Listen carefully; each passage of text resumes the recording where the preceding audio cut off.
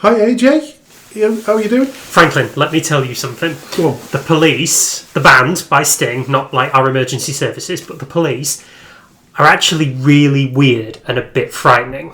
And I'll tell you for why.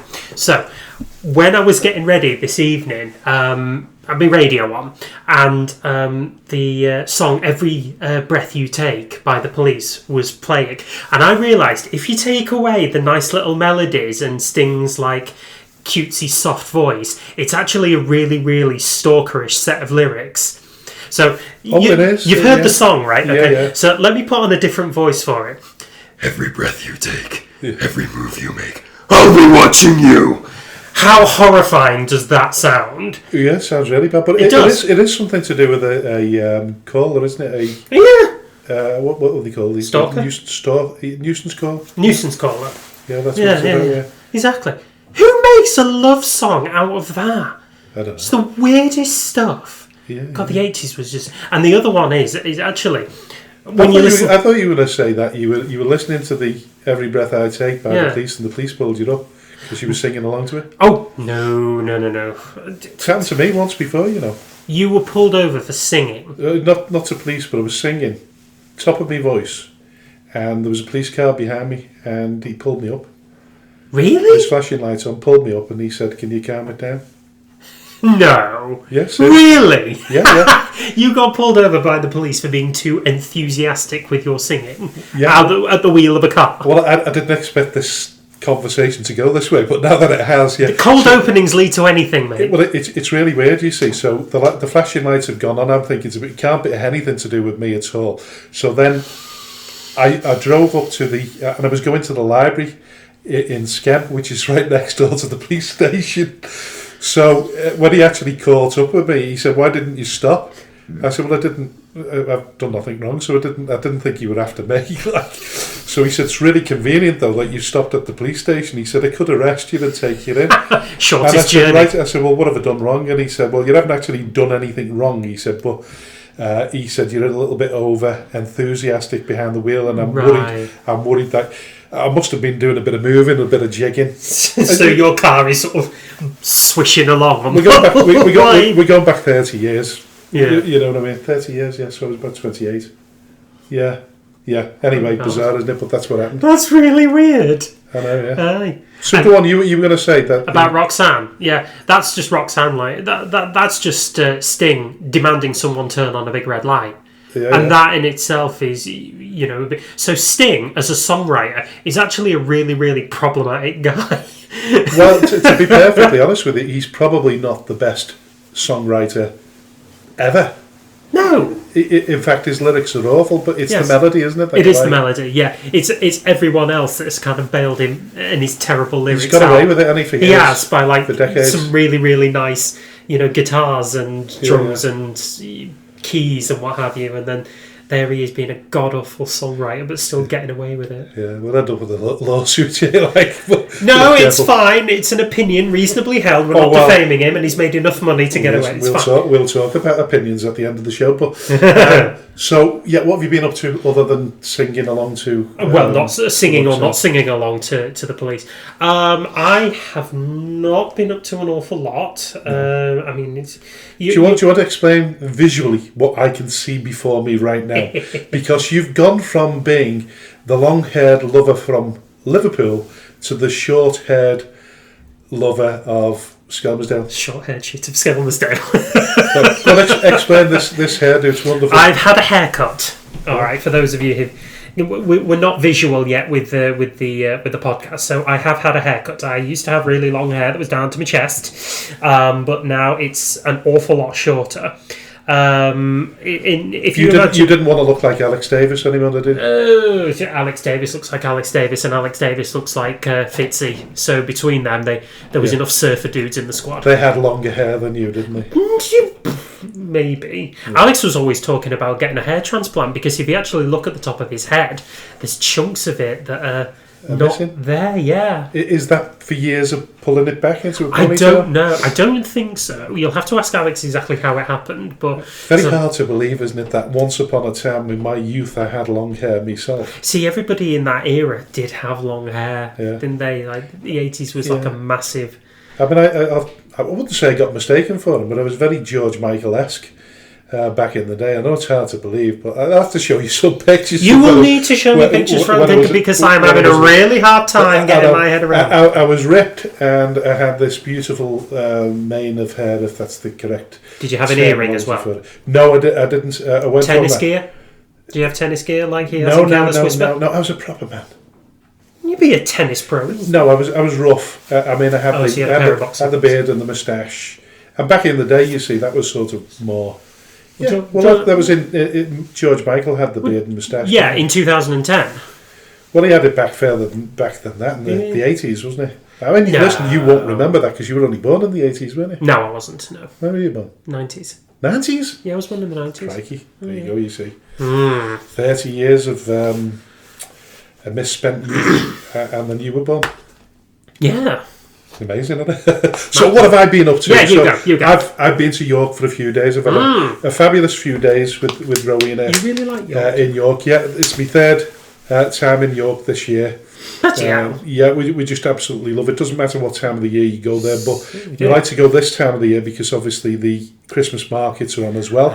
Yes. So we enjoy that. Not that we actually do an awful lot in the Christmas markets. You don't need to, do you? You've seen them one, you've seen them all. But it's just the atmosphere, the ambience. It's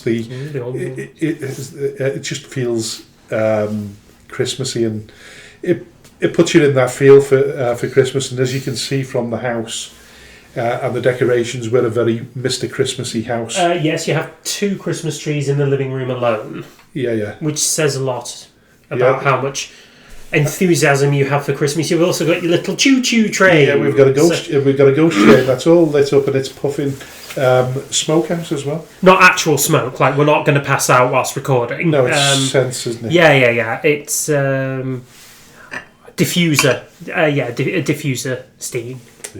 Yeah. So listen, rather nice. Yeah. So we've spent a sort of midweek, Monday to Friday. We come back this morning. Mm-hmm. We're recording Friday night. Mm-hmm. So we had a fabulous time there. We walked in excess of 40 miles during the week. Radical. So it's been really good for fitness. And we've also been really, really unfaithful to our regular bingo outlet. We've been to the Clifton in York every single night. So Monday night, Tuesday night, Wednesday night, Thursday night, every single night we were there. We went to the bingo. How skint are you? No, well, this is the good thing about it is, you see, we're £500 I won. Fuck God! I won £500. No. And Rowena won £5. So between us, we won £505, and I've shared it. I've shared my good fortune with her. With her. I was going to say, like you said, you shared it. I was like, my pockets ain't up here. No, so I've done really well. If you take the expenses out of it, we're like a sort of nearly 200 quid in the black. Yeah. Which what a shrewd businessman you are. Well, we were struggling before that at St Helens, the Mecca in St Helens. Giving a big shout out to them in the hope that we get sponsorship from Skelmersdale United. I think there's one or two people that occasionally listen to the show, so a shout out to St Helens. But we weren't doing particularly well at St Helens. No, you were not. I had a balance of around about £300 in my account, in my bingo account, if you like, and it's just dwindled. It's dwindled down to nothing. So, So it's made up for those losses there. But York itself, I highly recommend it to everyone. You listen, I'm sure you've been there. My sister used to live in York, so I've been there. Do you know what? Maybe twice. Yeah. But I'd already been living in Manchester, so it's a bit of a mooch from her to mine. So, but anyway, it's. So you've done the shambles and everything like that. I've done the shambles. I've done Whitmer gates. I actually did. I think I have done the Christmas markets as well. I think I've done the Christmas markets. Yeah. They have good chips. It's the best thing I can say because it's been a while. They've got a chippy called Drake's. Drake's chippy is renowned throughout Europe. Is it? Yeah, it's one of the best chippies you'll ever come across. Ooh. Yeah, not that I had any. I didn't have any chips while I was away. Healthy living now. You know what I mean? Don't drink. Well, I know you don't drink. I mean, you're coming up to what, 8 months now? 8 months. Yeah, there you go. So you're coming up to that. I didn't. I thought you'd be getting some chips in. I thought you'd indulge there. But No, I think Rowena got a couple of plates of chips while she was in the bingo, and I might have. it's entirely fair. I think I stole one or two. Yeah, Reasonable. Yeah, happens. Yeah, but I've been eating beans and Baked, veg, and them. roasted. The cold things that you get from the Sainsbury's. The cold things. Yeah, the mixtures like. Oh, you bagged some mixed veg. Well, all the broad beans and all different veggie. Yeah, in a edible bag. stuff. Edible stuff. The things you'd feed your rabbit. Yeah, that kind of thing. I mean, the one I had last night was particularly awful. Had no taste to it whatsoever. Had a little bit of chicken thrown in there as well. But what I have discovered, and I don't know, I can't remember the flavour. I think it was a sort of mixed Mexican chili wrap from Marks and Spencer's. I highly recommend it. And it's made in a egg roll. Lovely. And I've discovered egg roll, and it's lovely. And you can't buy it anywhere. But I can't find anywhere where you can buy it. But it's obviously all the stuff is wrapped in that. Yeah. And have you ever had an egg roll? So they're like flatbreads? Like flatbreads, aren't they? So like you'd normally get a wrap that would be, I don't know, what are they made out of? What are they called these days? Tortillas? Yeah, something like that. Yeah, but these are egg-based wraps. Okay. And they're lovely. It's like having a very, very thin pancake. I worked with a colleague who used to make them, but he made them really thick, so it was like eating cake almost. Oh, I couldn't do that. I think it'd be too sickly. But I had the very thin ones with the chili. Mexican chicken chili. Nice. In there, there's hardly any, but full of protein. Because being a diabetic, like I need to balance my carbs with protein. Yes, so, you do. Learning all the time. Just have a massive sort of period in my life where I haven't sort of looked after me diabetes, so I'm paying for that now. Changing medication, but hopefully I'm right on the back track, the right track again. But listen, I speak too much. We need to get on with the show. Really. Yeah, so we have a full period of football now because we missed last week. Yeah, let's talk about football. Hello and welcome to the Speaking Frankly Football Show. I'm Frank Hughes, the chairman of Skelmersdale United Football Club, and alongside me is my co-host and passionate press officer, AJ the Jet. Not that being involved with the football club is a prerequisite for hosting a football podcast, but it certainly helps. We are ready to dive headfirst into the vibrant world of non-league football in the Northwest, and we might even take a moment to discuss some of the bigger headlines in the sport. We'll explore life in the Northwest counties, bring you interviews with well-known faces in the league, and analyse how local teams are performing while making bold predictions for their upcoming matches. Nothing is off the limits here. We'll be diving into all kinds of topics, including complicated refereeing decisions and regulations that often leave fans perplexed. We want to hear from you too. This is your show, so don't hesitate to reach out with topics you want us to tackle. Let's get this conversation started and enjoy every single moment. We are speaking frankly.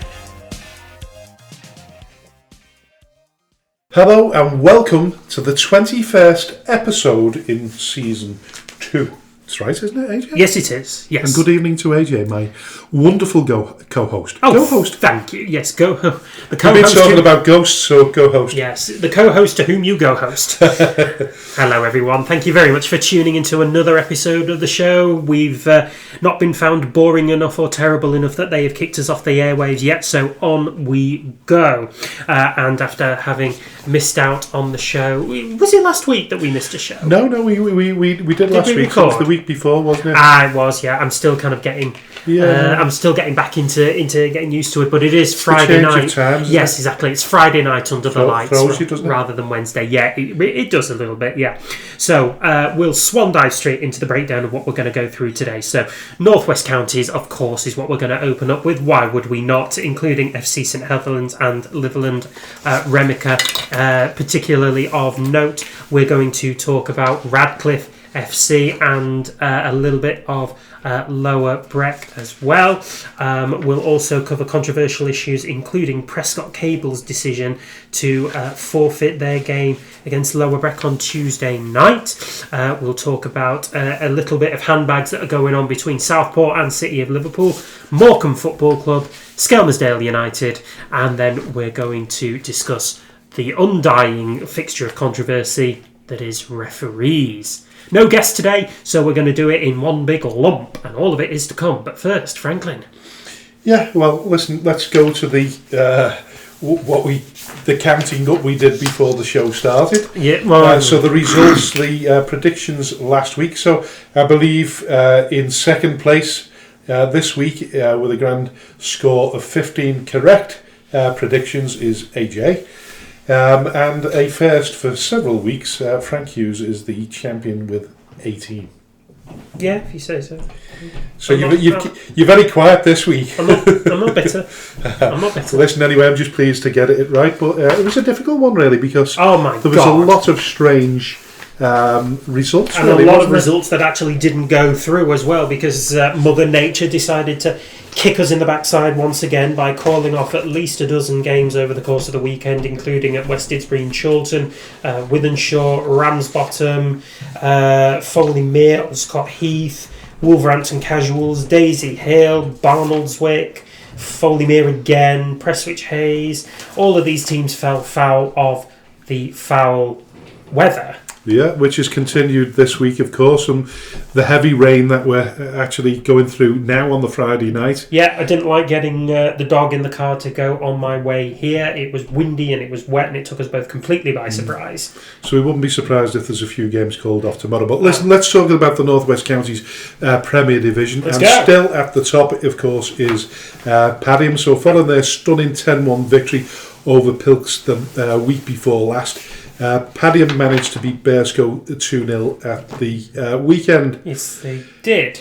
So the good result for Padiham, because we talked about the sort of indifferent results. It sort of topsy-turvy, because Ramsbottom, they've gone through a sort of point where they've only got 2 points in the last two games. This is correct. However, if you look at the fixtures that Rami have had, they've had heavyweight after heavyweight after heavyweight. Well, it was Chadderton followed by Wythenshawe. And then Earlham were in there as well. Yeah. Sorry, so listen, I digress a little bit there. But anyway. So they'd only managed to increase their points tally by one, because Ramsbottom were beaten by Wythenshawe 2-0. But like you say, a good point at Chadderton. Their teams there or thereabouts. Yeah. So we haven't really discussed Withy much, because they were one of the teams. Both teams, Wythenshawe and Wythenshawe Town, I believe, were relegated, weren't they, last season? They certainly finished. Only for Withy Town to get a reprieve. That's correct. Yeah. So am I right there? I can't That's remember. right. So they both finished in the bottom four. Where Wythenshawe, I think, was second bottom, and Wythenshawe Town fourth bottom. That's right. And Wythenshawe Town got the reprieve and have stayed in the Northern Premier League, whereas Wythenshawe have come down into the Northwest Counties. And after a difficult start, where I think we actually may have written them off a little bit prematurely, they found their feet and are now actually starting to bounce up the table. They're now in fourth, just behind West Didsbury and Chorlton, Ramsbottom and Padiham, and looks set to very much keep that pressure on the on the they've top got three. a game in hand, haven't they, on the two top teams, Yep. Wythenshawe, so they could go as close as a point behind Padiham if they were to balance that out. So it's been a really sort of good period for them, and I think the difference between the top three teams and Wythenshawe is the fact that the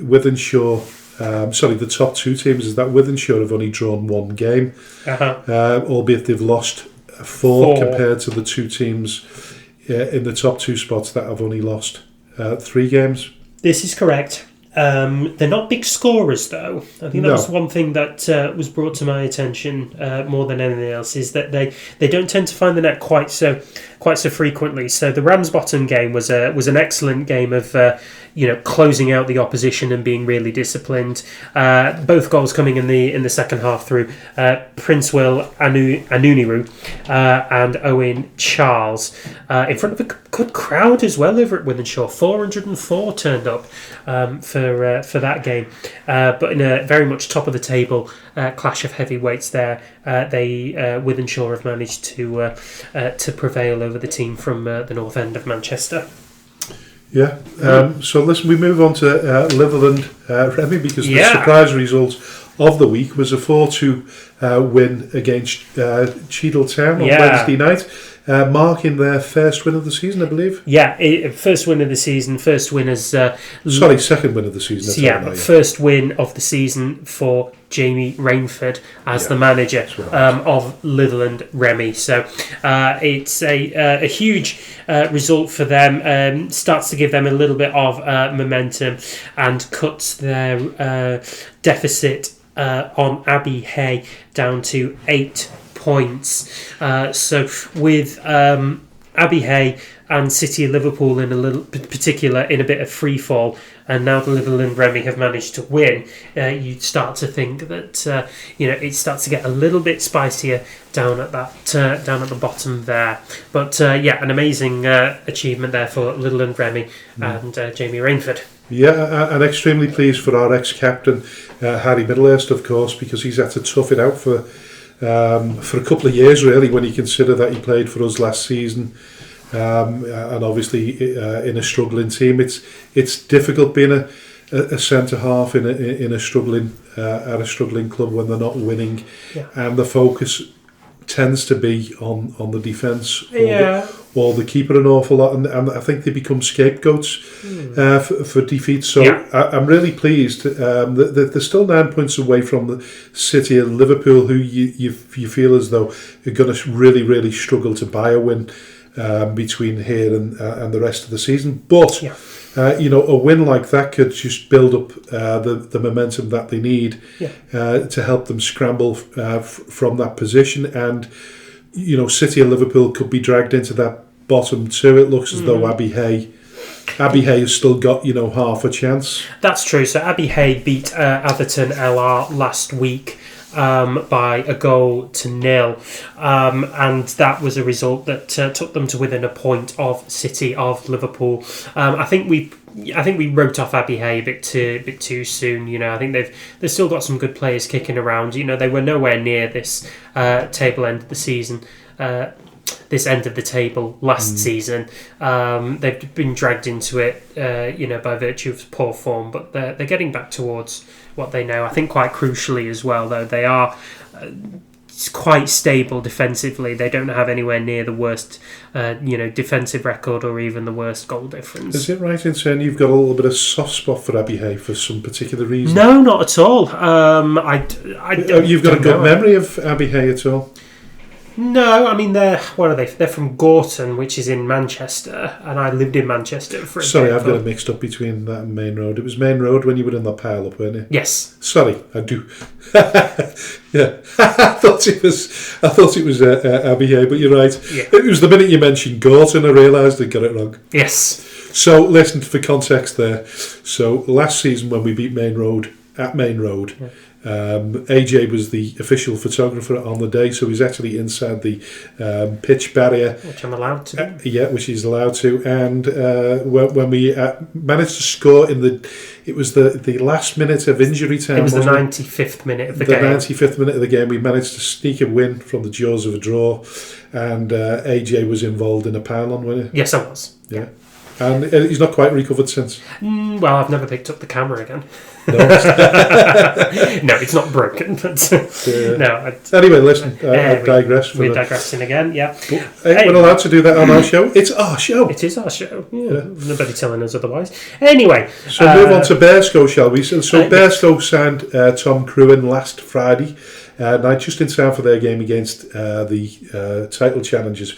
Padiham, as we mentioned earlier on, they lost to Padiham 2-0 midweek. And then they managed to get back to winning ways again when they beat Abbey Hay, who we've just discussed, 2-0 on Tuesday. Was it Tuesday night? Wednesday night? Tuesday night? It was Tuesday, yeah. So Cruan's come to Burscough from Lower Breck.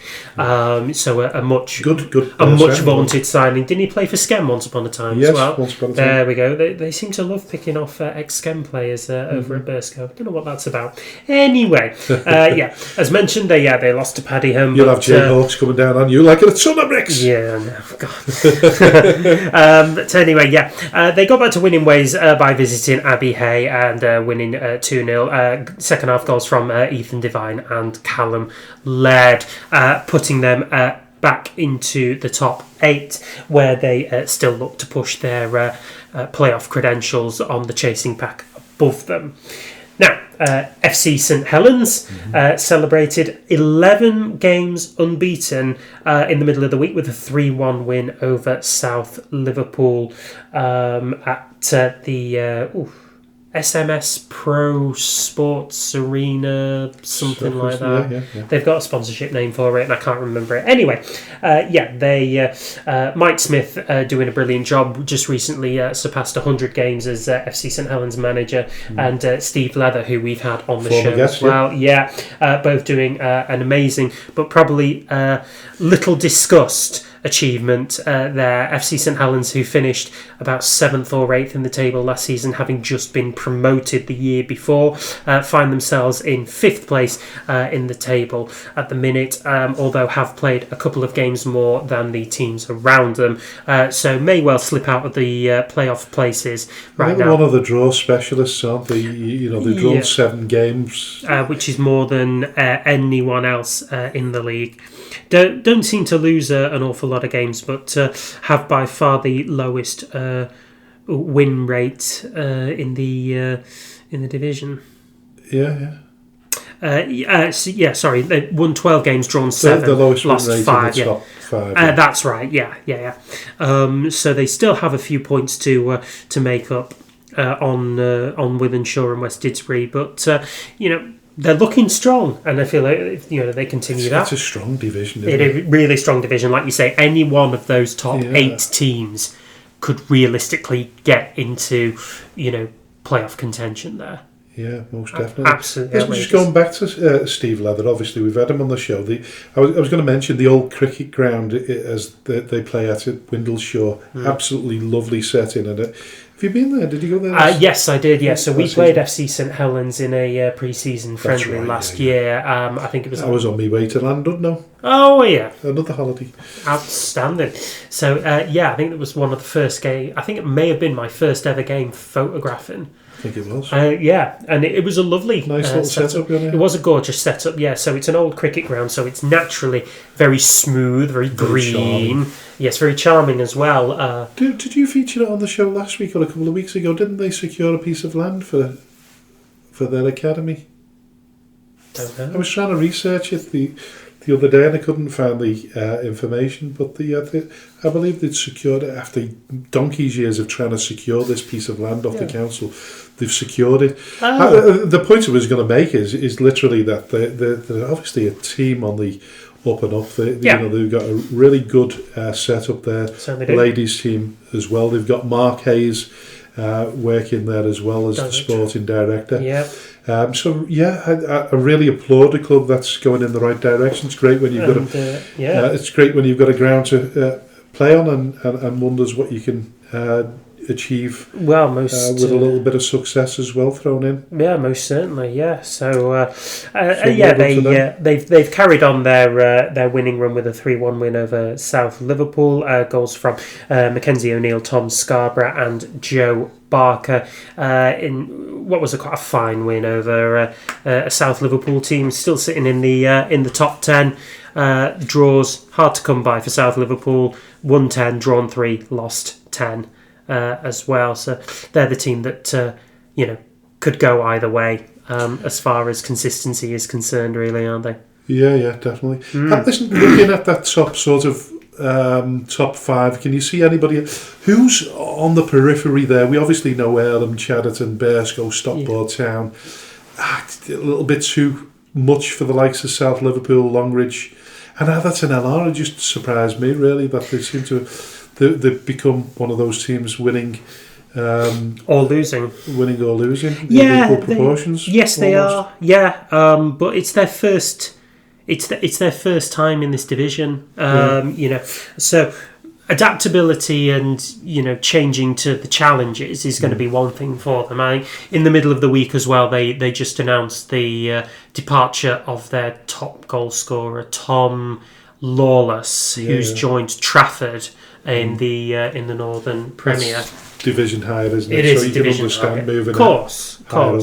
Yeah, you're not going to shirk that, take that opportunity from him. And they do still have some serious good players there. They've got Tom Romano, Harvey Sample, Joe Bacon, all of whom can, all of whom can chip in with goals. And indeed, I think, it was Joe Bacon who grabbed a brace for Atherton LR as they travelled up to Mossy Park to visit Charnock Richard and drew 2-2 against the. Was it which cup are they holders of now? Is it the Edward Case? Edward Case, or is it the Macron? I can't remember. I think it was the Macron, actually, now that you say that, yeah. They won one trophy last season, didn't they? Because they were going to play Bury, and then Bury... Well, they were in 3 finals, weren't they? Did they win all 3 of them? No, that was Stafford, because they lost all 3. Oh, right, so Charnock Richard won a trophy last season. Sorry, I'm thinking of Atherton LR, not Charnock. Atherton LR, no, they did win 3 trophies last season. But they've drawn 2-2 against Charnock Richard, a result which puts Atherton LR in 12th position and Charnock Richard in 17th. Yes. So moving on to Division 1 North. Yes. McGull remain top of the table despite drawing their last 2 games. Both 1-1 draws against Darwin and Nelson, but they can take some comfort from them, knowing that their team's in the title contention. So they've done really, really well, McGull. So they're still top in that table on goal difference against Ashton Town. And no surprise, the top 5 really, Darwin, Droylsden and Nelson. But Nelson, 5 games to play.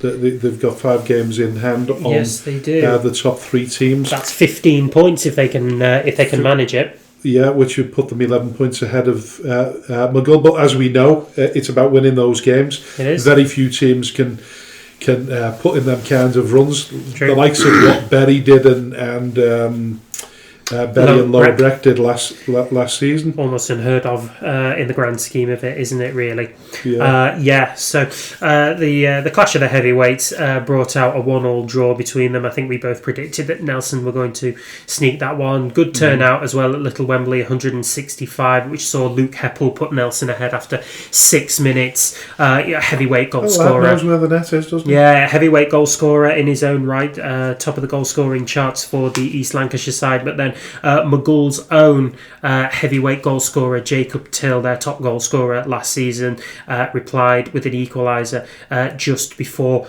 half-time to ensure that points were split between first and fifth. Now, you would think that Ashton Town and Droylsden would look at that result and look to take advantage of it, and so it proved. Droylsden beat Fulwood Amateurs by 1-0 in front of a not too bad a crowd, 354, which saw Lewis Cantello grab the winning goal with 9 minutes to spare. And then who was the Ashton Town? They had an opportunity to go top, but they they had a chance to go top, but a 1-0 away defeat to Darwin put paid to that, I think. You're looking at the.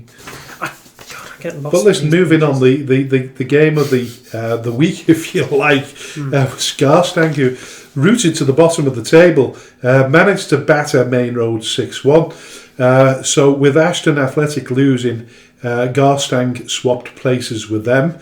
Ashton didn't have a game at the weekend due to a postponement, but had a chance to reverse positions on Tuesday night, only to lose to Fulwood.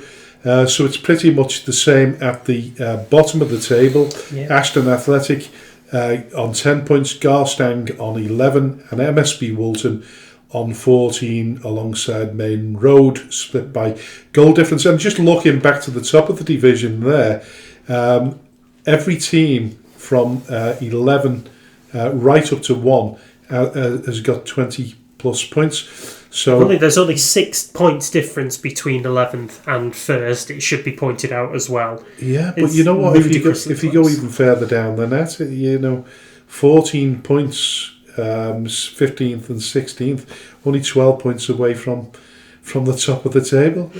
So really, there's no need for any team to panic or any team to get carried away.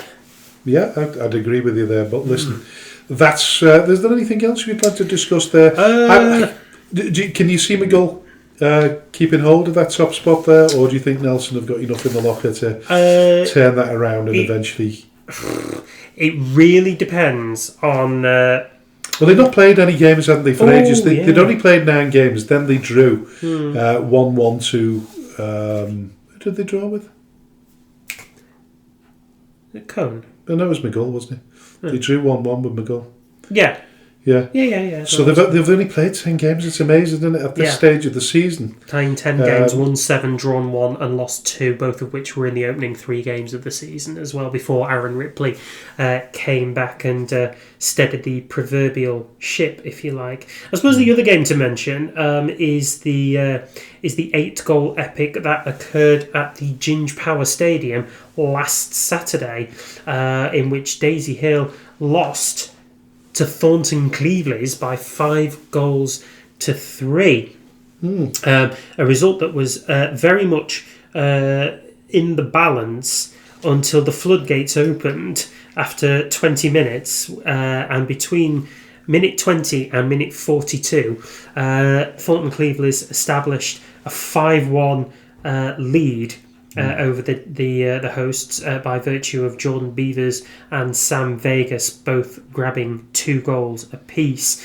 Daisy Hill did pull it back after half-time through João Suarez and Liam Shepherd, but only fell to Thornton Clevelys by 5-3. Do you think Daisy Hill might have been doing a social media event during those intervening minutes? Oh, I don't think there was so. There was only 72 people there to watch them. Oh, right. I thought they might have been waving at the cameras while they were... Oh, they may have been distracted the by YouTube. Anyway. Interestingly enough, sarcasm's the most for Ashton Town losing in the 94th minute of the game against Darwin FC. So a real kick in the teeth for Kev Towie's side there as they look to take a bit of a stranglehold on first place. But there doesn't seem to be much in terms of that top 5 between them, scoreline wise. They're playing each other now regularly, and they're either losing, drawing, like I say, McGull drawing with Nelson the other week. It's really, really tight at the top, and a difficult one to call. Makes deeply interesting. Yeah, it does. And listen, I've said this all along, the North West Counties, right from the Premier Division to the 2 regional divisions, really, really interesting. So exciting. Probably not so much in the Southern Division, which we're coming to now. So Runcorn Town's game against Wolverhampton Casuals was postponed over the weekend, which allowed Eccleshall to close the gap to 3 points following their 6-2 win over Ormond. This gap was cut further with a 4-3 win over... the gap was returned to 6 points, wasn't it? When I'm assuming, have I got it right here? Runcorn 4-2. Yeah. Runcorn Town beat. They beat Wolverhampton Sporting Community by 4-2 on Tuesday night. Tom Ruffer and Shaquille Lewis grabbing a double there as they beat the league's bottom side 4-2 to reopen that 6-point lead at the top of the table. Although Eccleshall do have a game in hand on the runaway run corners there, so that gap could be closed back to 3 to make it a very tasty approach to Christmas for those 2 teams there. Yeah, but they seem to be going about their business. quite evenly, don't they? It's been a good season for Runcorn Town so far. And I think they've got enough in their locker to keep that momentum going. But looking at the bottom of the table, not much change there. Wolverhampton Sporting Community still bottom on 5 points. And then Hormond, just a handful of points above them on 9. Shawbury United on 14, and then Alsager Town on 17, where the congestion becomes an awful lot tighter between the middle of the park teams. A bit of a shout out as well to Dan Dawson and his boys over at Market Drayton Town, who managed a 2-1 victory over Barnton, who was sitting in third place in the league, against Market Drayton Town, who were in 14th, but managed to get in ahead by 2-0 with that 81st minute goal from Connor Higgins, proving the decisive goal to retain the 3 points for the Gingerbread Men there. So well played to them. Yeah. Moving on to the National League Northern Premier Division, Lower Breck captain Connor Millington feels that their players are going that extra 10% for each other, which we felt there's definitely a unity within that team that could help them to get up to to their sort of title charge into the step 4 of the pyramid. Yeah, they absolutely are. I think Gary Morse made some very astute signings while he was preparing for the season within the Northern Premier League, and so it's shown they are still. I think they're still top, aren't they? Right now, as we head into the Christmas fixtures. What's your? Yeah, I think they're still top, aren't they? But listen, while we're discussing where the positions of the team are, we're well aware of Radcliffe Borough and their approach, the approach that is being made for Anthony Johnson and Bernard Morley. Now, it's not been clarified which team it was, but of course we do know that we have an idea. Berry are looking for a new manager. What did you make of all of that? We didn't discuss that last No, week, we didn't. Well, it only happened about 3 days ago. So for those of you, and I'm sure you all know by now, all our regular listeners to the show, but Berry FC, Dave McNabb has been moved from his position as first team manager and has now assumed the role of director of football at the club. So although he doesn't leave the club entirely, it does leave a managerial position open for his Bury squad that are, I wouldn't say that they're having difficulty adjusting to being in the Northern Premier League, but I think they're having difficulty adjusting to the demands of the football club. Yeah, the demands are huge, but I mean, let's put this into perspective. Really, they're 6 points away from Lower Breck, who are first. Yeah. It doesn't make any It doesn't make any sense, really, does it? But no. We know that like you've said, the demands of being at Bury Football Club and the 3,500-4,000 supporters that they have a week is huge. We also know it's a fan-run club, so the pressure does genuinely come from the fans. Mm-hmm. We got the impression, even during the season, when they won the title, there was a little bit of discontent. There was discontent then, because we had a feature on the show, didn't we? With the two chaps from the I know it was podcast. it was slightly different in the sense that it was they'd got rid of a couple of members of their board, hadn't they? Well, that they ended up resigning after one of their volunteers got sacked. If you remember, that's correct. Got turfed out of there, and it's always been quite a contentious football club since it reformed. And having a Scouser maybe at the helm doesn't help either.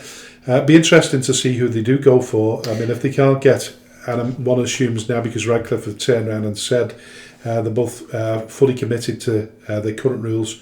At Radcliffe. Yeah, we hold them at highest regard, valuing in the outstanding work that they continue to deliver. Therefore, no discussions or negotiations will be entered into, and no further comment will be made at this time. Yeah. So, listen, we are assuming, because I don't think it's on public record, that it was Berry that approached them. But if you're going to sack, and let's be honest about it, we're talking about McNabb as if he's been moved upstairs. Yes. I think what I'm gathering from various sources is that it was a case of he's on a contract, and rather than pay him off his contract, give him another role at the football club.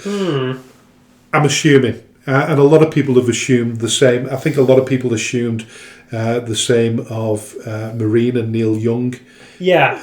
So it's reasonable to question whether that's the case anyway. But I don't think it's such a bad idea either. It's worked at Marine. This is true. Bobby Grant is doing really, really well now. He is, yeah. Neil Young is director of football there, so it's obviously that relationship seems to be working. The dynamics of it are good. Correct. This is correct, yeah. I think it had gotten to the point, though, where Marine and Neil Young had felt that he'd given everything that he possibly could have given in the role of manager, and there was absolutely no doubt about his ability to do the job, and I think he was still held in incredibly high regard by everybody who was associated with Marine. So naturally speaking, it would be a more of a step up, whereas this feels less like a step up for McNabb. I still feel like McNabb had an awful lot to contribute to the running and the progression of Bury Football Club. As we say, they're fourth in the Northern Premier League West. They're a point behind Shifnal in third, and 6 points behind Lower Breck, who are at the top. So they're very much within the opportunities to be promoted here. Did you feel at the time, though, that pre-season their recruitment was really, really good, Berries, wasn't it? It was very strong. It was very frequent as well. But was it too much? Lower Breck have not made a great deal of changes, have they? And we didn't really hear about it either. No. We know that there's been a couple of players who have gone in, to give them that. But it's this word, isn't it, that Lower Breck have used, and particularly Connor Millington. It's the unity that Lower Breck have, where Bury doesn't seem to have that unity. I mean, some of the players that have left the football club, the one that went back to, did he go to Chadderton or Wythenshawe? Brian Lee. Brian Lee went to Wythenshawe. Who was the other one? Lewis Simon Byrne went to Chadderton, and he's now tearing it up in the Premier Division of the North West. Do you think it's a case they've made too many changes? I think it's possible, yeah. And then you could lay that firmly at the door of McNabb. Then you could say you've made too many changes. You could, yeah. No, that's correct. But why would you want to make that many changes to a team that was quite clearly, absolutely flying? I mean, they had the most amazing. You mentioned it there, top of the show, top of the conversation. Pressure. It's a big pressure ball situation to be in charge of a club that, really speaking, would considering its crowds, would definitely grace, League Two comfortably in terms of the support that they have. The Sporting standard, 4,000. That's insane. You don't get anywhere close to that at this level. So for me, I think whoever comes into the club is going to be under immense pressure from the start. One thing that we can reasonably guarantee, though, we certainly, for their own capabilities, I don't imagine they should want to go anywhere, is Bernard Morley and Anthony Johnson at Radcliffe FC. Radcliffe, who are currently in the National League North. So what is that? 2 divisions above? National League North? That's 2 divisions above Bury at the minute, and currently sitting in 7th place, which is the playoffs. All right, and they still have a game in hand on 4 teams, who are above them, so they could get their feet right under the playoff table there if they were to win that one. A very healthy position for the 2 gentlemen there. No reason at all why they should leave that to go to Bury. So, in terms of a new manager, Sam Allardyce? I mean, I laugh, but there's no reason why he wouldn't. I mean, listen, he said if he got the opportunity to manage again, I know he probably thinks he's too good to manage at that. I'm just trying to think of anybody else that's been cut in the teeth as managers that have played for Bury before that might want to come over. And I've not had enough time to research it, but you look at. It's got to be. You would assume it's got to be somebody with strong sort of relations with with Bury, understand Bury and what it means to the people in that area. To be a shaker, and it takes an awful lot to be. So it was a tough one, McNabb, going there because 100%. He's come from Bootle. He has. Liverpool football done a great job back there. Yeah. But in terms of a step up, it is to a degree because of the purely based on the crowds that they have. I just wonder what kind of character it's going to take to take Bury by the scruff of the neck, and then, like I say, they're only in the 4th place. It just doesn't make any sense to pull the plug at this stage of the season. It does sound a bit crazy when you put it like that. Honestly, I'd love to have been a fly on the wall when they were having that conversation there. Well, listen, Dave, we're going to sort of sack you. But to make it look as though we're not sacking you, we're gonna sort of sad. You're just too valuable to be pitch side. Yeah, so we're gonna create a role for you. Is it director of football he's got? Is that what it's called? He's either director of football or director of football operations. Something like that. So, in order for us not to be pay you the year that's left on your contract, we're gonna move you upstairs, and you're gonna be part of the recruitment campaign for the next manager. Listen, I'm only saying this because listen, as a chairman of the football club, I see the internal politics, but from a supporter's perspective, that's what supporters think. That's how supporters think. But listen, either way, they're still in a good position. I think Lower Breck, purely based on the unity that they've shown, they're going to take some beating this season. Lower Breck are, 100%. I think they've made top of the table their own this year, and they've stepped out of the shadow of Bury that they were in last year. I think a lot of plaudits went their way, but I think a lot of people expected Bury to win the league. So for Lower Breck to kind of usurp Bury's own achievements in the Northern Prem, not only that, but do it at the top of the table is quite an insane achievement for Gary Moore and his boys there. For what it's worth, I'd love to see Anthony Johnson and Bernard Morley taking over that spot at the football club. I don't think it's going to happen based on what we've the press release that we've read about there. But listen, if you're going to test someone in and around that area, who would you go for? Would you have a stab at Dave Jones and bring Dave Jones? Listen, too young, far too young. Got the capabilities at the minute, but he's got a big enough job at Atherton LR at the minute. That I think he wants to see how far he can take there. How about Steve Wilkes? That's a bit of an old hand, isn't it? And I don't know if Wilkesy would want the step up. He might do, but again, I think he's likely to be playing Bury next year. If all goes well for Rami, as it seems to be doing, he's likely to be facing them from his own dugout at the Harry Williams Riverside. For me, McConville? No, I don't think he's cut his teeth long enough, has he?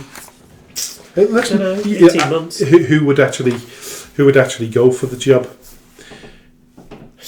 Well, everybody would. Listen, anybody that wants the job would definitely go for it. Phil Neville, yeah, there's a good shout. Yeah. Is he still in America, or was he? So that he was. Nah, he's out of there now. He was in charge of a ladies' team last time I heard of it, but. He was in. Was he in charge of England ladies at one point? Yeah. He's the owner. He's the head coach of Portland Timbers. Right, so he is still in America. Yeah. But he's a Bury lad, born and bred. Well, yeah. Well, they both supported them, didn't they, Gary and Phil? Yeah. Their mum and I think was it the mum? Or both mum and dad worked for Bury Football Club as well.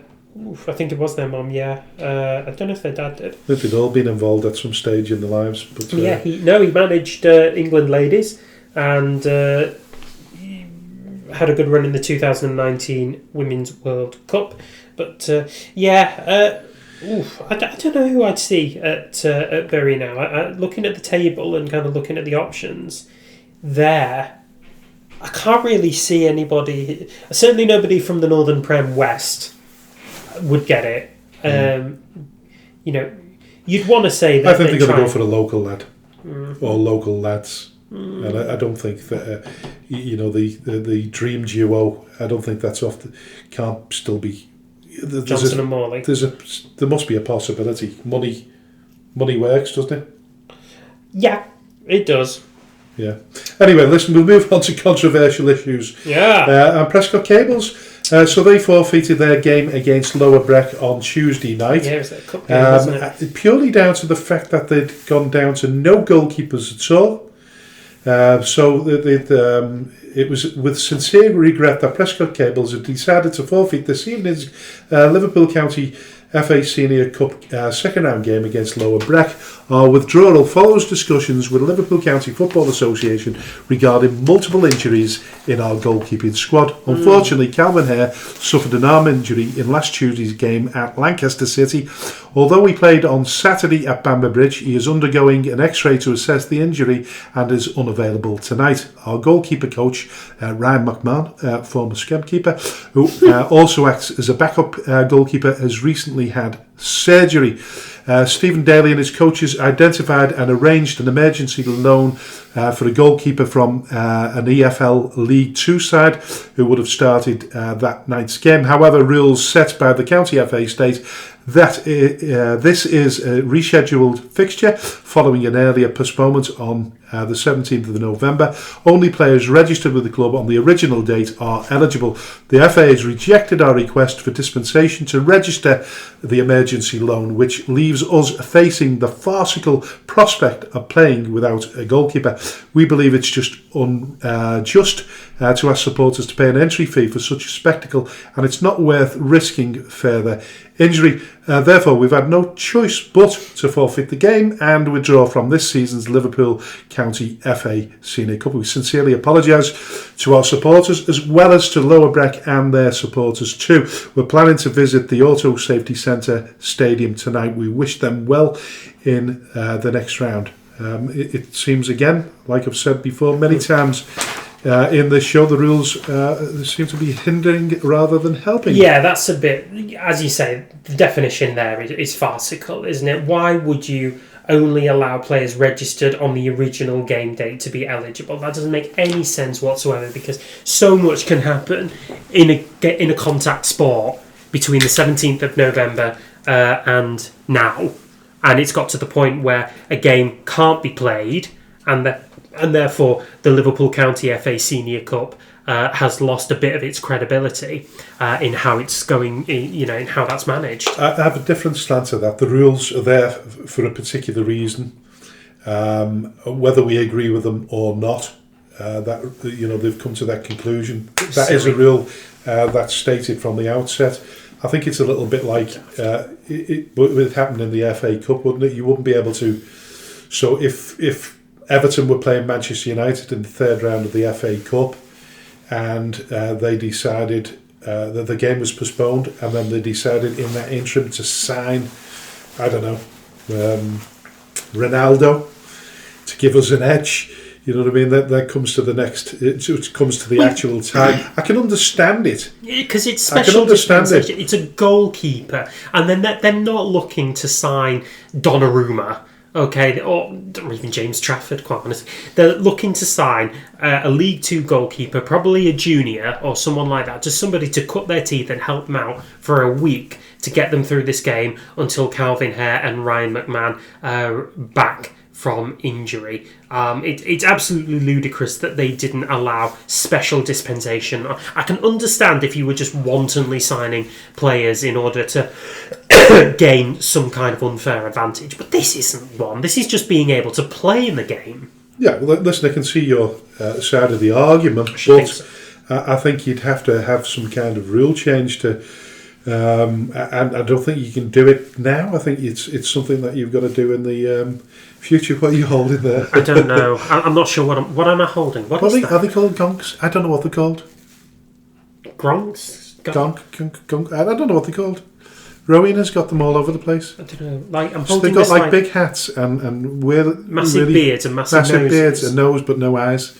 Tell me answers on a postcard. What is AJ holding? Yeah. Winner gets a free ticket. The clean version. Yeah. Anyway, so listen, we move on. It doesn't seem that that's going to be resolved anyway. No, that's deeply irritating because I'm sure Prescot Cables would have had a decent run within the County FA Senior Cup. Didn't Lower Breck make it to the final last year as well?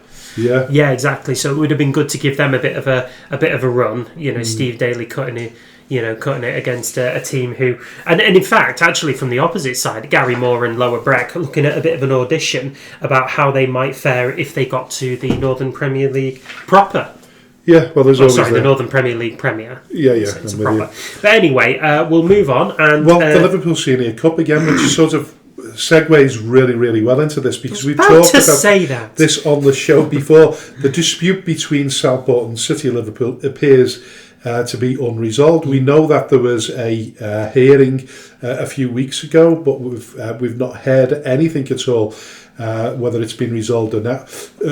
So we previously discussed the claim that City of Liverpool owes money to Southport, which led to Southport to say that they wouldn't play them in the Liverpool Senior Cup. The question remains whether, for me now, when you look at both sorts of positions here, whether the County Cup competition should be scrapped or made optional. The issues surrounding Prescot Cables suggest that perhaps they should.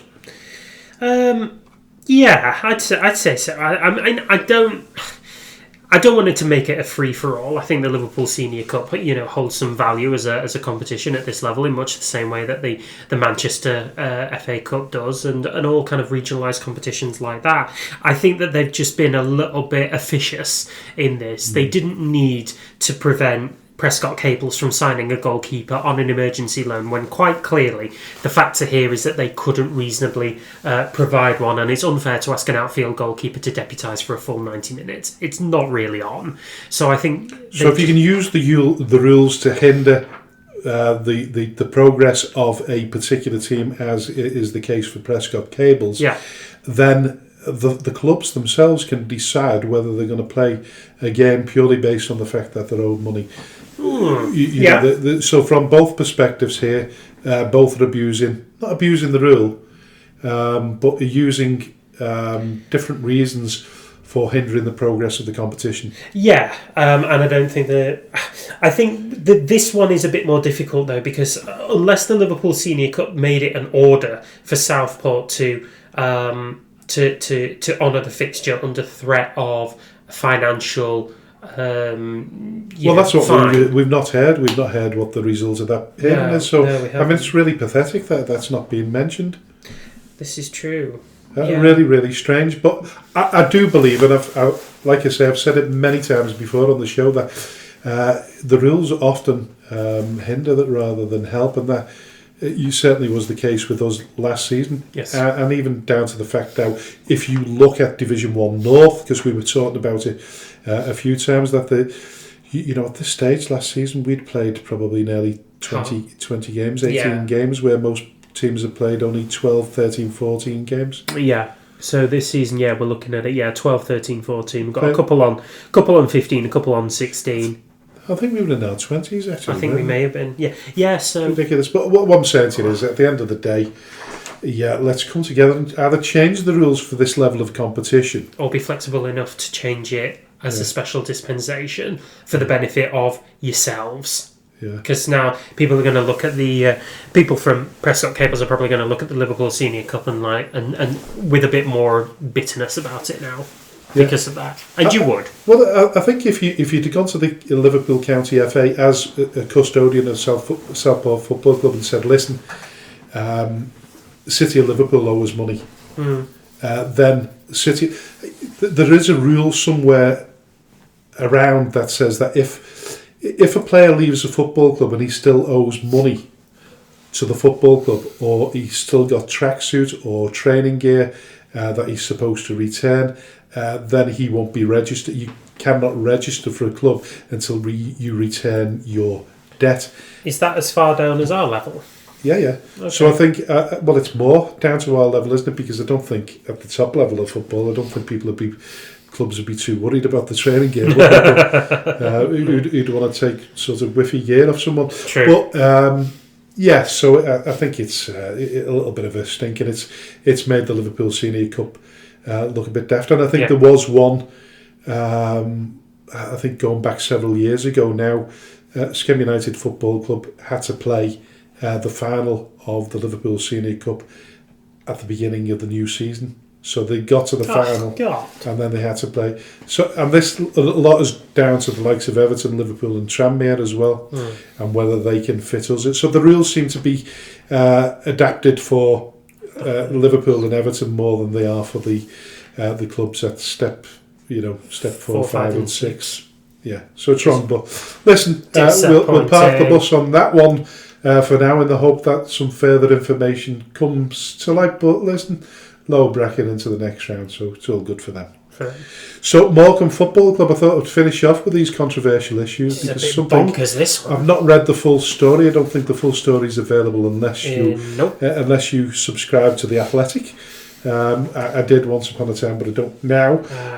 But this is to do with one of the key figures involved in Morecambe's summer takeover and ongoing management has been sanctioned by the UK government, suspected of links to terrorist organisations in India. So Gurpreet Singh Rihal, described as a director of marketing and communications for Morecambe's owner Punjab Warriors, is believed by UK authorities to be involved in terrorist activities, including recruitment, financial support, and weapons procurement for Baba Khalsa and Baba Akali Leha. Yeah, which are militant groups prescribed and sanctioned under UK law, which aim to create an independent Sikh state in the Punjab region of India. Right. That's what they are. So they're militant groups, in effect. And a statement from HM Treasury on Thursday morning announced that Singh's UK assets had been frozen and he'd been disqualified as a director, banning him from UK management roles. So what do you make of that? That is absolutely the most bonkers thing I have ever heard at the minute. So when they've done the due diligence, and obviously you've got to be a fit and proper person to do your due diligence. Yeah, if the from the Treasury, yeah. So they've announced an asset freeze against Baba Akali Leha for promoting and supporting for a terrorist group.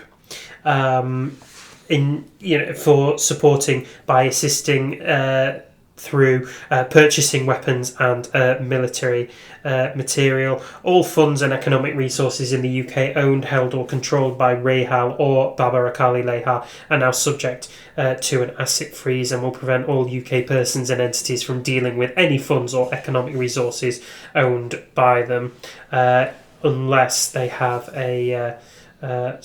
this includes any of the entities that own or control without a licence from HM Treasury or an application. So this doesn't stop the club from continuing. It's just one director. It is one director and his own assets. Okay, so because... Makes you wonder how they could associate with someone that... listen, we assume that they don't know. Well, no, this is it. So Punjab Warriors, actually, they sent out a statement which said an individual who previously held a consultancy role in marketing and communications with our organisations is no longer affiliated with either Morecambe FC or Punjab Warriors. This consultancy position carried no strategic, financial or operational authority, and he had no involvement in the ownership or club decision making. Following recent serious concerns that have come to light, we took immediate and decisive action, and his association with both organisations has been fully removed. So business as usual, really, is business as normal for Morecambe. It just carries on, doesn't it? Yeah, pretty much. A bit of a no story. No, I don't say it's a no story because it still brings Morecambe FC into the fore a little bit. But once you read a little bit further into it, you'll realise that there wasn't an awful lot to him in his involvement within him. So on their first day on Punjab Warriors' first day as owners, Rehal was at the Mazuma Mobile Stadium orchestrating their press relations, introduced to the BBC as Punjab Warriors Head of Communications, and it was he and CEO Ropinder Singh who opted to conduct the group's first public interview. Rehal claimed they're going to be so transparent, you'll be sick of us. That's what he said. Right, yeah. Followed by all we want to say is trust us. Shot myself in the foot. Okay. Yeah. Well, he's not done that at all, kind of, has he? No. So, yeah, it's now against UK law to make funds or financial services available to Rahal, who earlier this week was pictured on social media meeting National League CEO Phil Alexander on behalf of Morecambe. So if he's still involved now, it'd be actually quite interesting to see just how involved he was within the operational running of Morecambe FC. Obviously he was in marketing, media and communications, but what kind of role did he have within the club as a whole and its running? I mean, I'm in marketing, media and communications, and I have a You're definitely not involved with terrorism, are you? No, I'm too scared for that. But it's a bit of an indication that some people hold a bit more of a weight in the fight than. Yeah, you'd like to think it could happen to. Well, it could happen to any football club. It's just happened to Morecambe when they're going through a really bad period. They are. I mean, they are on a bit more on the up and up. I know, but it's been a difficult couple of years. You don't want to draw attention to yourself, really, do you? When you're going through these issues, obviously the takeover looked more promising for them. They've had a couple of good results here and there. They're managing to sort of ease the situation a little bit. Still in the bottom four, of course. They are still in the bottom four, yeah. What they tend to do is go through a period of winning one game a month. So this month, in November, they won against Brackley by 2-0. They also drew with Sutton and with Hartlepool. In October, they beat Boston 4-0 away from home, drew with Chester and Tamworth, but then lost to Scunthorpe, Chester again, and Southend and Eastleigh. So it's a bit of a harder job for them at this point in time, and this is kind of a bit of a publicity damager by all stretches. Any more controversial issues you picked up on during the week? None that I picked up on during the week, no. So we'll move on to our own. Yeah, we shall move on to Scaledale United Football Club. So we had a game at the weekend, a game that I think we were a little bit more optimistic for than what we had been in recent weeks.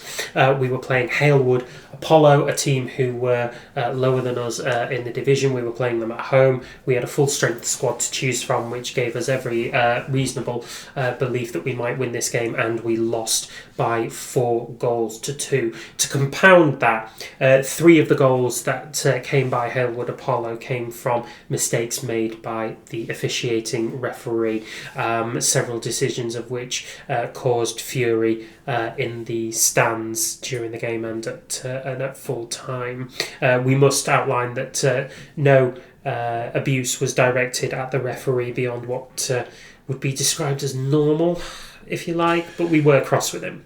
Yeah, I mean, I managed to speak to the referee at the end of the game. As is your right as the matchday secretary, you have that right to do. Yeah, so I went into the changing rooms to pay him his fee for the match, and I asked him, I said, can I ask you a question? And he said, yeah, by all means. And I said, in my humble opinion, I believe you lost control of the game very, very early on. Oh, no, stop 1 minute. He said, that's not a question. I said, I'm coming to the question. I said, that's me preamble to the question. Is, in my humble opinion, you lost the game very early on. Are you happy with the standard you achieved officiating the game? And he said, well, that's a leading question. He said, I won't be answering that. I said, right. I said, can I ask you a question at all that you'll answer? And he said, no. He said, you're just bullying me now, like the players were bullying me on the pitch. So that was sort of my point entirely about him losing control. He allowed himself to be bullied. Yeah, losing control of the game. So I asked him the question once more. He refused to answer it. And then the assistant referee, who was behind me at the time, pushed in front of me, and said, "I think you've said your piece now, Scarpa." By that stage, the referee was quite animated for some reason, and so I just walked away and said, "You've had a shocking game," and that's all I said. And of course, I'm on a charge now. He were reported to the league for this one. I don't even know whether I'm allowed to talk about it. I mean, what I did was I went on social media and I put the video of the penalty, the penalty decision, which was very contentious. And what I asked was, I said, in your opinion, is it a pen? Yes or no? 75% of people said it wasn't. But I did reiterate that I thought that it was one of the worst performances by a referee I'd ever seen. Then the Ref Support UK, which we're trying to get on, I don't know what kind of body that is. It's got about 24,000 followers on Twitter. They've offered to come onto the show to put me straight. Interestingly, no name behind that though. No identity or figurehead who spears that. They're just a group. What I've noticed is, you see, if you're a footballer or a supporter or a director of a football club and you do something visually that upsets someone, that's wrong or out of order against the rules, it's highlighted through video coverage. Yep. And people go for you, good and proper, which they should do if you've done something wrong. We had a situation with Avro, didn't we, the other week? Yeah, we saw the issue with between Avro and Kidsgrove Athletic, and I think police charges have been brought against the goalkeeper. Because he assaulted a fan, one of the supporters. So what I'm trying to say is we highlight these things, and certainly through social media, we have a good platform to do it. Yeah. And rightly so, people should be held to account.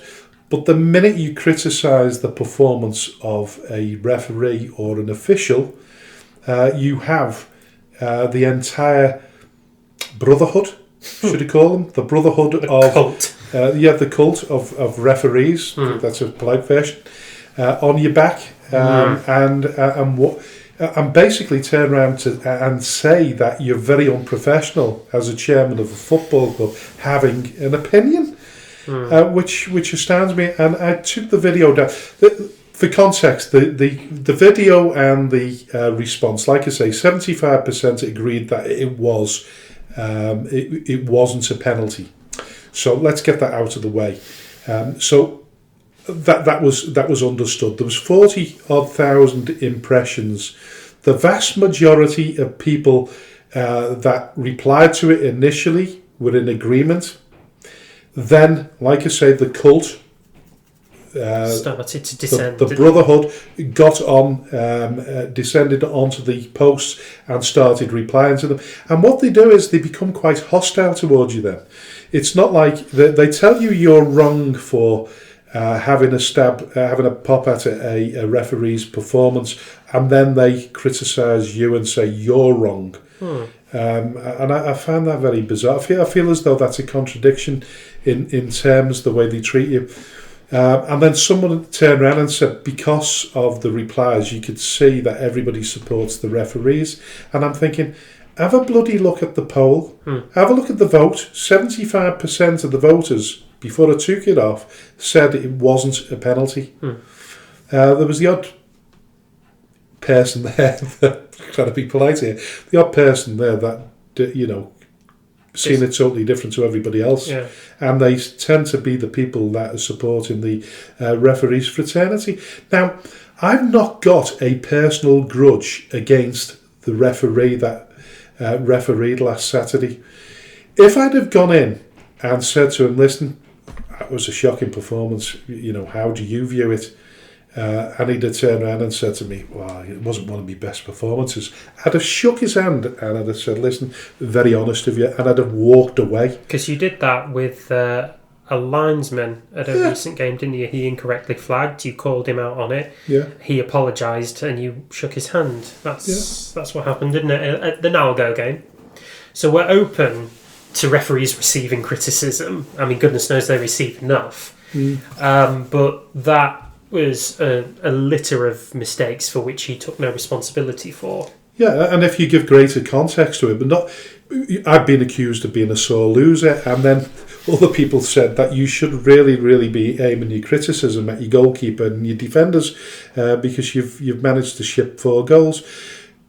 Like I say, for greater context, we were winning 2-0. Mm-hmm. The decision making by the referee then, because our first goal was a penalty, was it? First goal was a penalty. First goal was a penalty, and after that, second one was a free kick. Yeah, but after that, the Halewood players and management team were right on the back of the referee because they didn't agree with the decision then. So, and in fact, that second goal actually came from a quite innocuous coming together, challenging for an aerial ball, the Halewood Apollo player going down holding his face. Now the referee, of course, has to stop if he suspects that a head injury has taken place, but the manager for Halewood Apollo screamed for it and then entered the field of play. I ran onto the pitch and I said, "Are you a physio?" And he clearly wasn't a physio. No, they already had one on place who went and tended to a couple of injured players afterwards. Yeah. But the manager felt quite strongly about this one and insisted,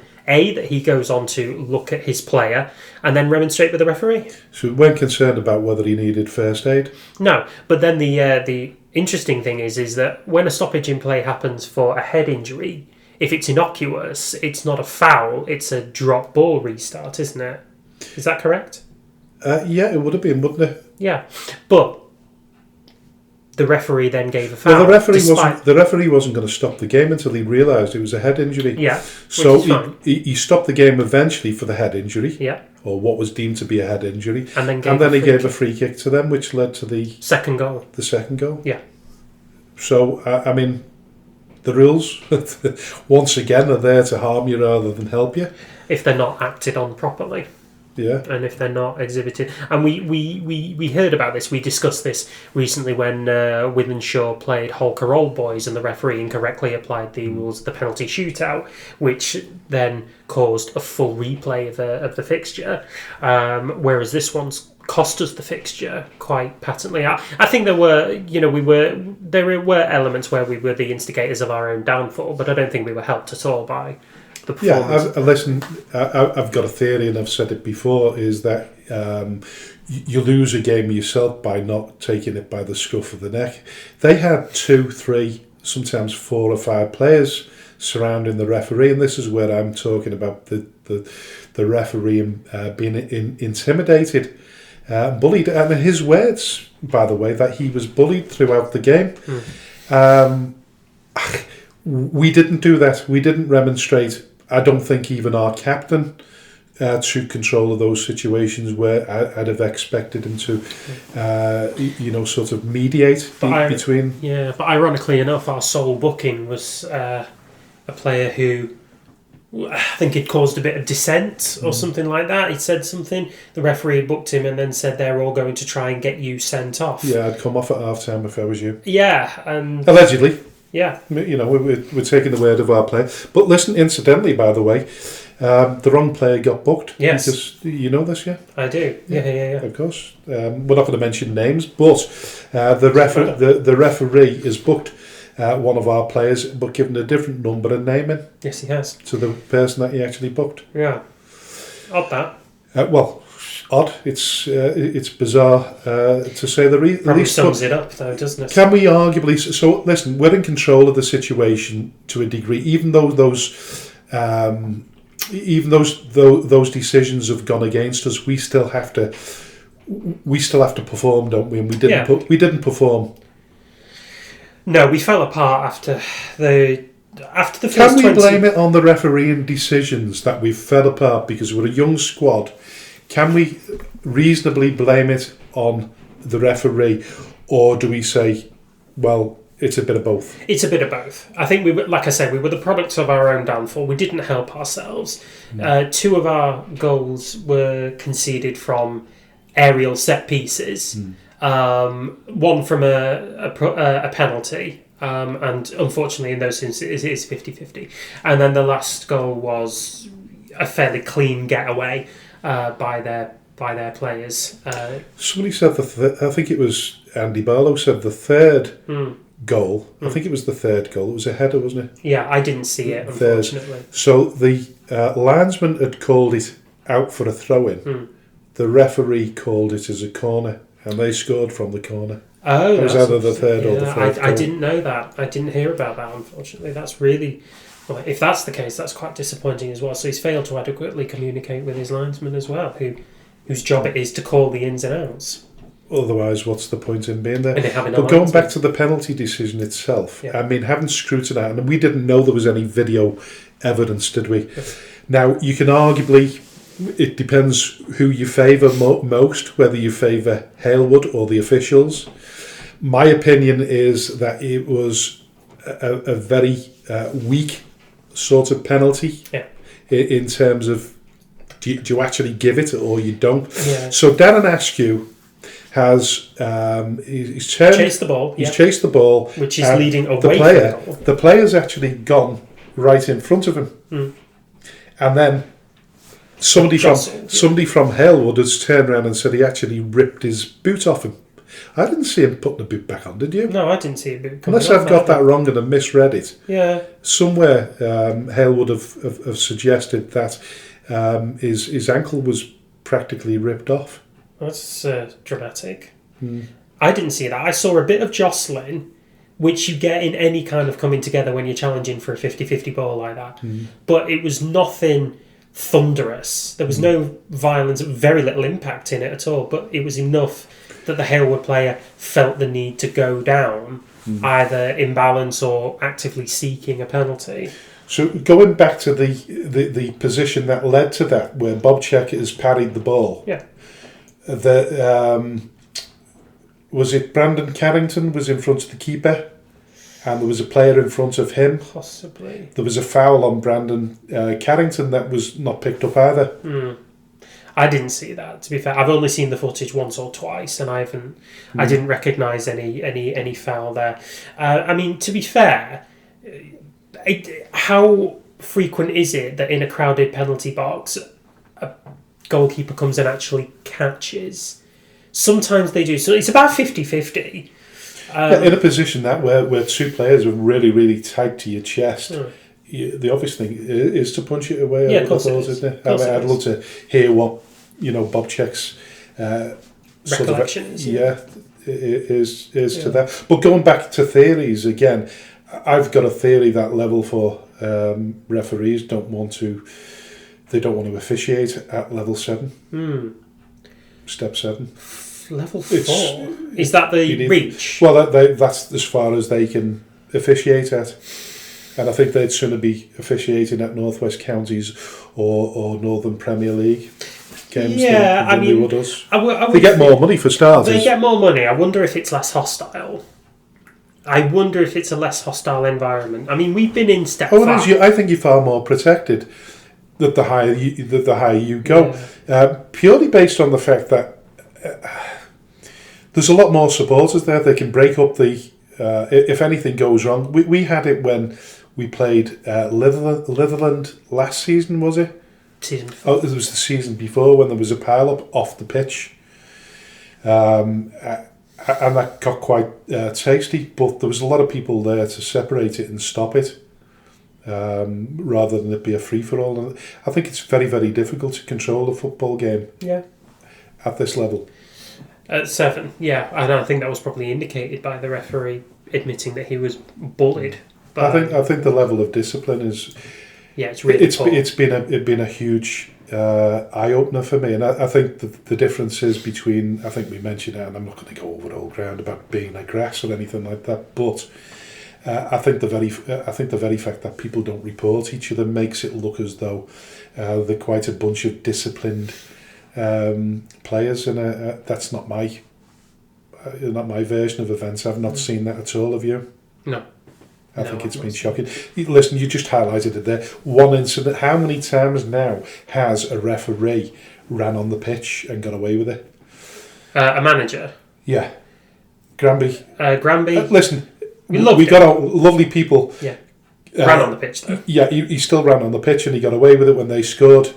So there's too many referees, too many managers trying to referee the game. Yeah.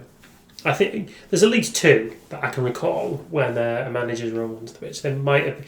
I think Joey Orr's right at the start of the season. I think that was one as well. Yeah. I could be wrong, but that was two, possibly Well, three. Joey Orr's, they were running right down the touchline, weren't they? Yeah, they were. Yeah. You know, to remonstrate with the linesman when they shouldn't have been doing it. Mm-hmm. And an official of the league was there at the time and witnessed it, but didn't do anything about it, or seemingly didn't do anything about it. And listen, nothing against these people, because they work extremely hard and put an awful lot of man hours into being volunteers, and I feel as though sometimes the people are taking the Michael out of them. Mm-hmm. Yeah, and I think it just get worse, and unless people keep an eye on it, and we don't see. I don't think we see any assessors at this level either. No, I haven't. I've not seen a referee's assessor. If a referee's assessor had been there on Saturday, I wouldn't have spoken to the referee. I'd have spoken to the assessor. Yeah, of course. To see what his view on the game was. Yeah. But listen, it matters not. We lost the game. We lost the game, and like we say, we were the contributors of our own downfall for at least half of this. And I think, although the referee didn't help, we as a club, and I know that Andy will have looked back on this, and despite being extremely irritated by what the referee's actions were, he will have known that team performance just wasn't good enough from about minute 20 onwards. It's like we went 2-0 up, and then for half an hour, weren't we? We were fine for about 20 minutes, half an hour, and then it was almost like, oh my god, we're winning. What do we do now? We're so used to fighting in games and coming back from behind that that was the first time that we'd taken a lead in a game and held it, and I think we just wondered, well, what do we do now? And that's really frustrating. Really, and then you get that first decision, the goal, the penalty, and then the second goal before half time. It's really demoralising for you. Really demoralising, and but Andy said to them at half time, "Listen, it's 0-0. You've not lost a game. You've not won it. Go out there and do what you did in the first 20 minutes. Just go out and do what you did in the first 20 minutes, half an hour, and you'll still win this game." And we didn't. We conceded within 4 or 5 minutes of the second half beginning.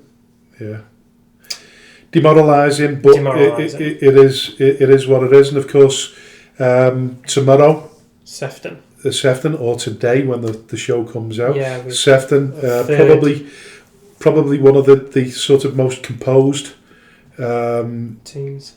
Disciplined teams that we've seen in the league. Probably played one of the better brands of football as well. Got a very good attacking lineup up there, all fast, all physical, all very tall as well. So it'll be a battle. It'll be a very difficult game with lots of key players out tomorrow. For various reasons, injuries, absence, whatever. So all we can do is rock up there with a full squad and try. See what we can do. Anyway, listen, before we move on to the predictions, what have you, just wanted a quick shout out to both Southport and Marine, of course. Marine at home to Spennymoor Town tomorrow. That's a 3:00 kickoff. Southport are away to AFC Telford. That's also a 3:00 kickoff. Fabulous. Just trying to look at the previous results there. Where are we? November. Because I don't think we featured it this week, did we? We haven't. Marine somehow managed to find themselves in 5th place. Yeah, I think we mentioned that. Absolutely stunning. Yeah, brilliant, isn't it? Love that. And Southport, tough game away to AFC Telford tomorrow. So best of luck to both teams there. The only other one is Chester, a little bit resurgent, and Radcliffe sort of a little bit of a lull. They got beaten by Chester beat Radcliffe 3-1 on Tuesday. Good result for them. Radcliffe 1,004 in the crowd. Oh, really healthy gate there. Not bad. Yeah. So listen, best of luck to all of those teams there, and hopefully, who are Radcliffe playing on Saturday? Are they playing on Saturday at all? I don't know. Is there any FA Trophy games on? Are you still in the FA Trophy? No. We've got The FA FA Trophy's Vars. next week, isn't it? Yeah, it's the FA 13th, is it? 13th of December, isn't it? Mm. So yeah, listen, best of luck to all the local clubs in the Northwest competing tomorrow. We're going to start looking now at our predictions. Yeah. And like I said there, the intro for this section, I managed to win by 18 correct predictions to AJ's 15. So listen, we're going to look at the FA Vars third round. There's still a few teams involved. Albion Sports versus South Liverpool. Don't know a great deal about Albion Sports, but I would like to think that South Liverpool will do it. So I'm going to go for South Liverpool. Going to go Albion Sports, me. Yeah. Chadderton versus Berscough. That's an all Northwest Counties Premier Division tie. Yeah, it's a difficult one to call. It is, yeah, very difficult one. I'm going to say, though, for home advantage, I will say Chadderton, though. Yeah, you know what? I want Berscough to win, but I'm going to go for Chadderton. I think there'll be too much for them there. Yeah. Droylsden versus Fullwood Amateurs. I think that's a Droylsden, yeah. Ramsbottom versus Nelson. Really interesting tie, that, because we'll see how good Nelson are competing Northwest Counties Premier against Northwest Counties Division 1 North. Yeah, a very heavyweight. But I still think Premier Ramsbottom Division. are going to win that. Yeah, I think Ramsbottom are going to win that as well. Rossington Main versus West Didsbury. I'm going to go for West Didsbury. Yeah, I'll go for West Didsbury as well. Winsford versus Prestwich Hayes. I'm going for Prestwich Hayes. I'm going for Winsford. Right. So the Premier Division, AFC Liverpool versus Abbey Hay. AFC Liverpool AFC for me. Liverpool, yeah. Atherton LR versus Barnoldswick. I think Barnoldswick are going to win that one. Yeah, I think you're right. I'm going to go Barnoldswick too. Charnock Richard versus Longridge. I'm going for Charnock. Drawing. You're drawing? Yeah. Yeah. City of Liverpool versus Wythenshawe. It's Wythenshawe for me. Yeah, I think he's got a difficult job on his hands. Richard Brodie there, as we mentioned, they got battered 7-0.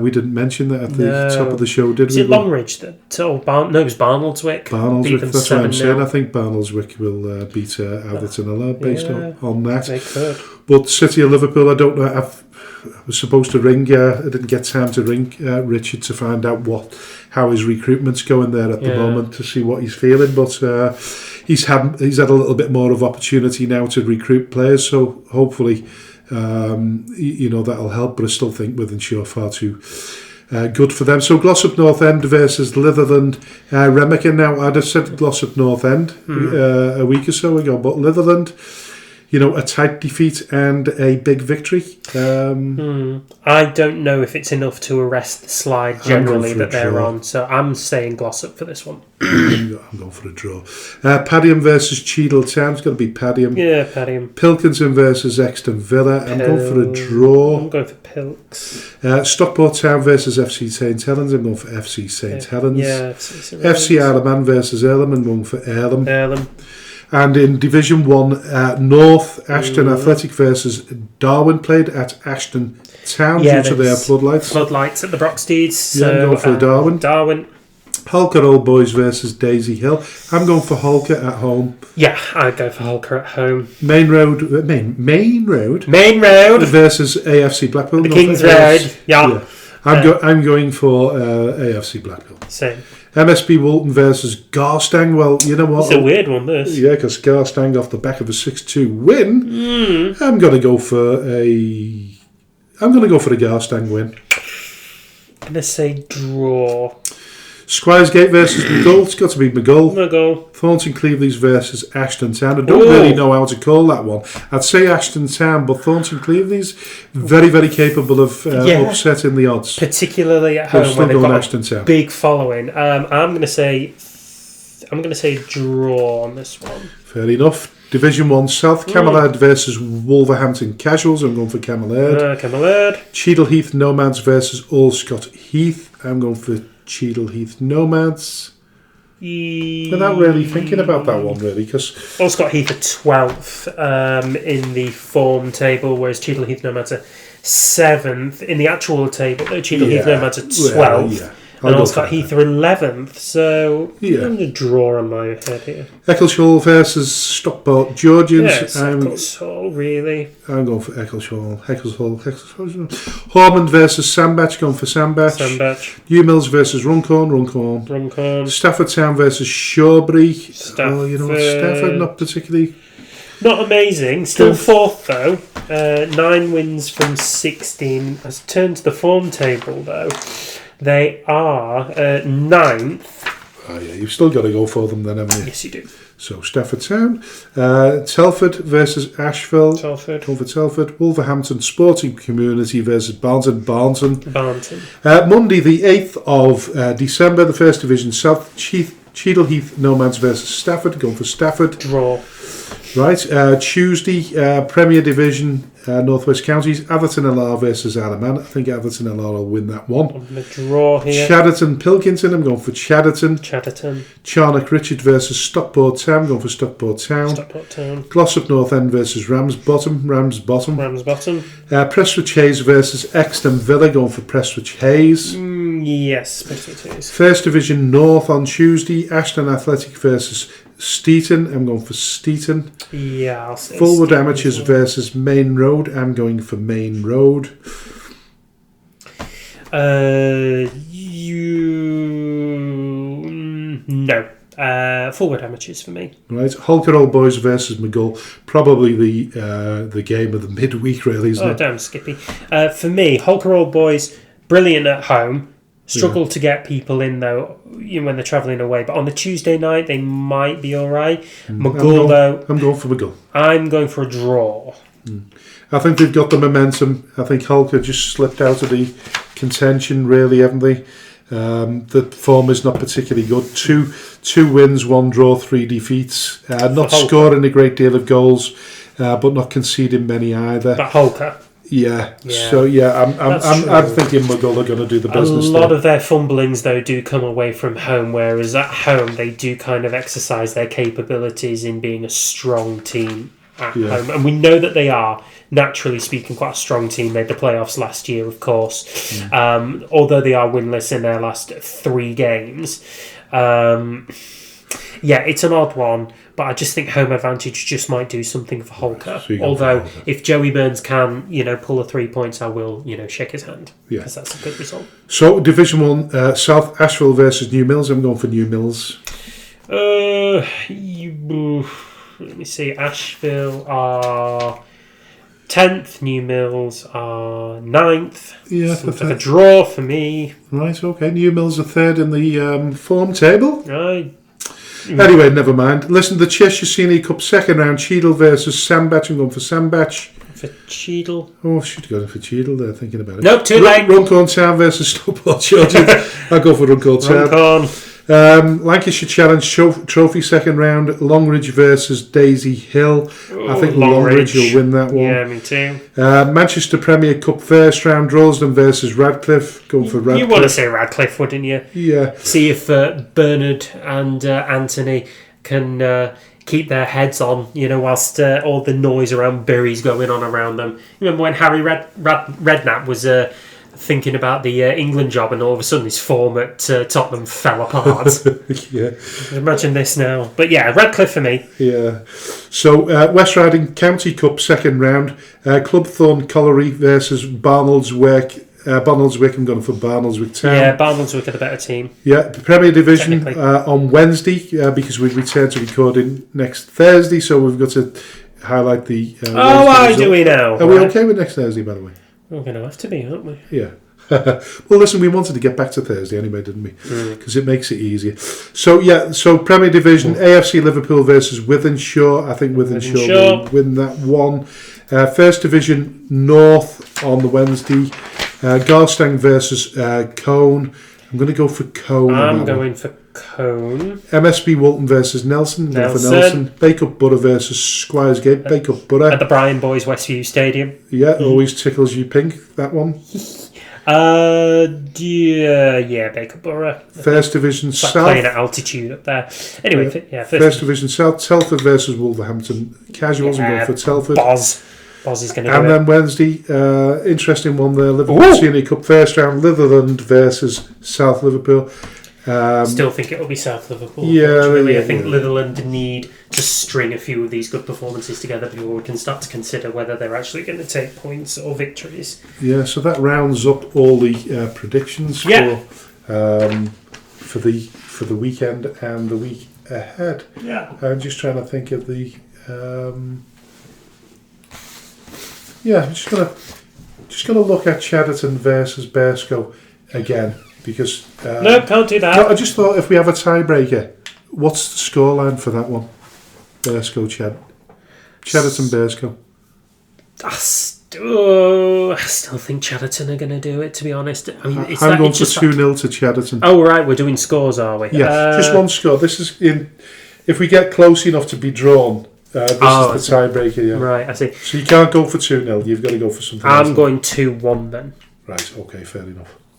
So that concludes all the fixtures in the Northwest Counties and the County Cups, and of course the FA Vars. I'd just like to wish all the teams involved in the FA Vars the very best of luck, because you get to the fourth round. I think it's all been regionalised up to this point. It goes national, so you get the chance to play further afield. Yeah, that means party bus and away days. Yeah, the Tauntons and Tivertons and all of those Hallam's, Bournes, fantastic places right throughout the country. Yes. Always look forward to the fourth round draw of the FA Vars. So good luck to all those teams Let's hope about that. involved in that. And listen, probably one of the shortest shows we've done, but anyway. You'll be glad of that one. We've not had our Christmas quiz. We need to have a Christmas quiz. Fine. Well, and what we need to do is we need to get somebody to adjudicate it and ask us questions about all the shows that we've done this season. Oh my God, who listens to all our shows? Everyone. All 600 of them. Yeah, but certainly, you'd have to get somebody that's an expert on it. Yeah. But listen, we're going to toy around with the idea of bringing a sort of a guest third presenter on. Just as a trial, just to see what it's like. Oh, right. Well, we had Jay coming on as a panellist, didn't we? Is that I think from the idea of that was that you're actually included in the show itself, and it's very, very difficult to do it when you're doing it remotely on a WhatsApp, and it's going to get more difficult now because a lot of teams train on the Thursday. It sort of fell into our lap a little bit doing it on a Wednesday, but now that we've moved to a Wednesday ourselves, I think it's I think it gives us an opportunity to get somebody else's views on. And listen, did we work out who won the chairman versus chairman challenge?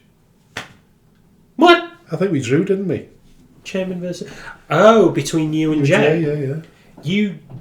I think didn't you get like exactly the same scores? I think we did. And then we were waiting on some results, but I think all the games got postponed. Yeah, because it was during that and storm. You were miles behind, weren't you?